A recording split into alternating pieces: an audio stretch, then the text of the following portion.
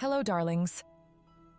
Today, we will deal with a topic that we often neglect, but it has been on our daily menu since childhood and is not our fault. I want to talk about envy in a workplace or business surroundings. I'm afraid that a high number of us have been somehow affected by this feeling during our careers. The majority of the time, the little signs are not notable at first. A sour smile here and there, then more often opposition to our ideas or recommendations, without any objective reason. Snarling comments upon expressing our opinion, raised eyebrows when we meet, or some kind of disapproval of our appearance or rhetoric. Being mostly unaware of other envy, we first think we did something wrong. We even start to behave nicer to them, thinking perhaps they are right, or just sensitive. Only after a long passage of time and situations in which they slowly reveal themselves with comments, gestures, or even actions, do we begin to understand what it is all about. Reading online about the definition of the noun envy, I have found that it is a feeling of discontented or resentful longing aroused by someone else's possessions, qualities, or luck. So as we see by definition, it can't be our fault under the presumption that we are really just doing our thing and minding our business, as it is a matter of somebody else's feelings toward us. And the main catch is in the word feelings. A feeling, if not truly caused by our doing, is misleading and a creation of a bruised ego. There is no reasoning behind it, only envy. Let's talk a little more about envy because I have experienced it too. And due to my loving upbringing, it took me years to understand that I'm practically a victim of somebody else's envy. So it does happen that because of our good home upbringing and willing nature, we often suffer and endure more than we should. Sometimes our colleagues and superiors, when they realize and see that we have knowledge and skills that could threaten their position or function in the company, even start to build a network of lies around us, or manipulate opinions by teaming up against us, by making false statements and by ignoring us.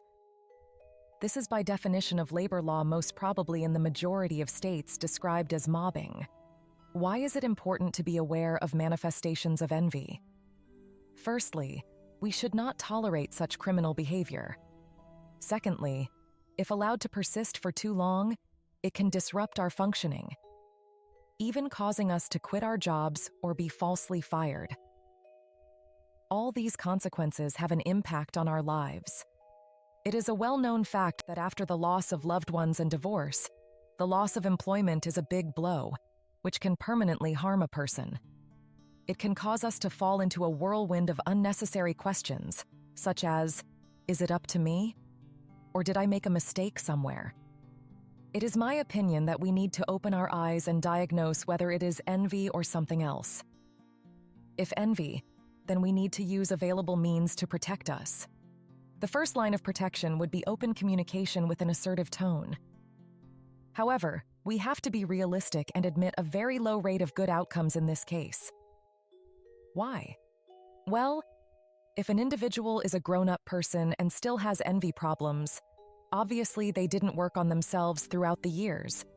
And if the foundation of their personality is weak and unwise, there is a very low chance that they will listen with understanding. Also, a low chance of reconciliation.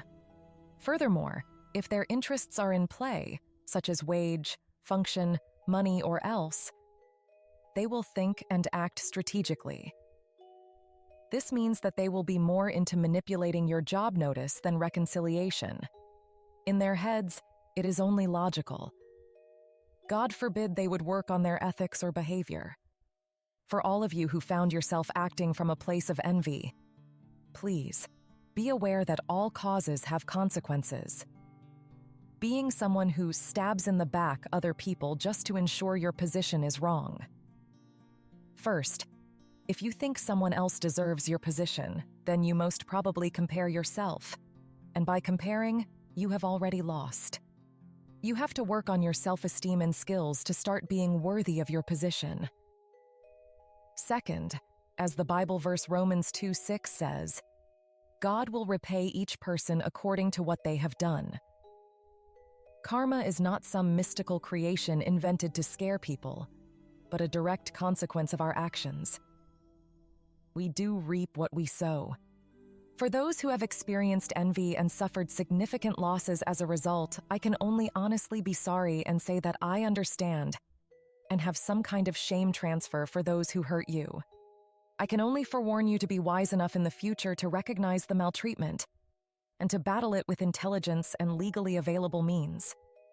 A good person endures, but we also have to know that it is our legal and human right to defend ourselves when threatened our lives and psyche. Envy diminishes our worth and can lead us to bad decisions and even to harm others. Please, fight it.